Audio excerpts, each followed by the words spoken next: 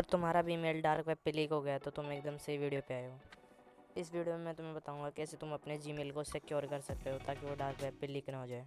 और लास्ट में मैं तुम्हें एक ऐसा पॉइंट बताऊँ, मैं गारंटी देता हूँ अगर तुमने उस पॉइंट को फॉलो कर लिया अच्छे से तो तुम्हारा ईमेल कभी भी डार्क वेब पे लीक नहीं होगा, अनटिल एंड अनलेस अगर तुम्हारा पीसी या मोबाइल हैक नहीं हो जाता है तो। लेकिन एक पॉइंट मैं पहले ही क्लियर कर देता हूँ कि अगर तुम्हारा ईमेल या फिर तुम्हारा कोई भी डाटा अगर डार्क वेब पे लीक हुआ है तो तुम उसे डिलीट नहीं करवा सकते वहाँ से।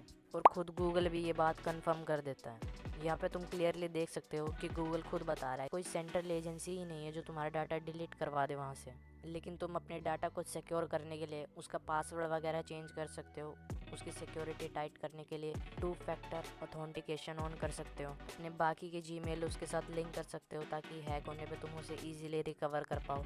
चलो पहले मैं तुम्हें ये बताता हूँ कि तुम्हारा डाटा लीक कैसे होता है, क्योंकि बहुत से लोगों को तो यही नहीं पता कि उनका डाटा लीक कैसे हो गया। जो डाटा लीक होता है उसके मेनली 3 रीजंस होते हैं। फर्स्ट रीज़न इज़, अगर मान लो कि तुम्हारा फ़ोन या पीसी हैक हो जाता है तो जो आपके डाटा का एक्सेस होता है वो डायरेक्टली उस हैकर को मिल जाता है।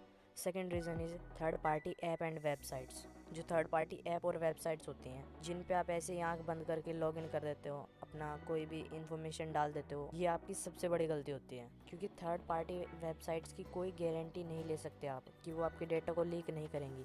बहुत से केसेस में तो ये देखा गया है कि थर्ड पार्टी वेबसाइट्स पैसों के लिए आपके डेटा को बेच देते हैं। इसलिए अवॉइड करा करो थर्ड पार्टी वेबसाइट्स को यूज़ करना। और जो थर्ड पॉइंट है, आपके किसी कनेक्टेड ऐप पे साइबर अटैक। अगर आपने किसी ऐप को अपनी सेंसिटिव इन्फॉर्मेशन दे रखी है और वो सेफ भी है, लेकिन अगर उस ऐप पे साइबर अटैक हो जाता है तो इस कंडीशन में भी आपका डाटा लीक हो सकता है। चलो मैं अब तुम्हें ये बताता हूँ कि तुम अपना डाटा कैसे प्रोटेक्ट कर सकते हो। तो जैसा कि मैंने तुम्हें बताया था, जो थर्ड पार्टी वेबसाइट्स होती हैं वो तुम्हारे डेटा को लीक कर देती हैं। तो कभी भी किसी भी थर्ड पार्टी ऐप को अगर अपना डाटा दे रहे हो तो बहुत ज़्यादा सोच समझ के देना। नंबर 2, अपने ईमेल के साथ फ़ोन नंबर को लिंक करो, एक दूसरा जीमेल उसके साथ लिंक करो, एक पिन क्रिएट करो ताकि वो हैक भी हो जाए तो तुम उसे ईजिली रिकवर कर पाओ।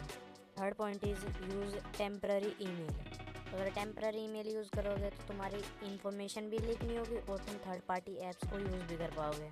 बस एक बात ध्यान रखना कि ऐप और वेबसाइट से लॉग आउट कर देना, क्योंकि बहुत सारी ऐप और वेबसाइट्स आपके माइक्रोफोन और कैमरा का एक्सेस भी मांगते हैं।